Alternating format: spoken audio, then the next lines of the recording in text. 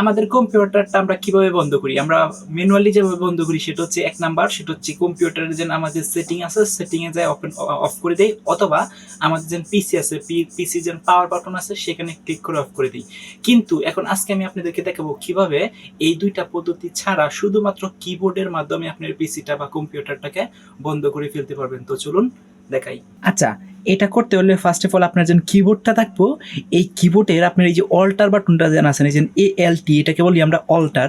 এই অল্টার আর এইখানে যেন দেখেন নাকি আছে F4, এই F4 আর হচ্ছে এই অল্টার একসাথে চেপে ধরতে হবে, একসাথে যে অল্টার প্লাস F4 একসাথে আপনি যে সময় ক্লিক করবেন, ক্লিক করে দেওয়ার সাথে সাথে দেখেন F4 যদি আপনি ক্লিক করেন তাহলে এই যে দেখেন আপনার কম্পিউটারে এরকম একটা পপ আপ চলে আসবে। হ্যাঁ, তো এরকম পপ আপ আসার পর আপনি এই যে সিস্টেমটা জানাইছে সেখানে ওকে, তো আপনি যদি মাউস দিয়ে এখানে ওকে ক্লিক করেন তাহলেও শাটডাউন হয়ে যাবে, অথবা যদি আপনি ইন্টারে ক্লিক করেন, এই যে দেখেন ইন্টারে আমি ক্লিক করতেছি, যে আমি আপনাদেরকে দেখাই, এই যে ইন্টারে যদি আপনি ক্লিক করেন তাহলেও কিন্তু কম্পিউটারটা বন্ধ হয়ে যাবে। তো চলুন দেখি আমরা এই যে স্ক্রিনে আপনাদেরকে দেখাই।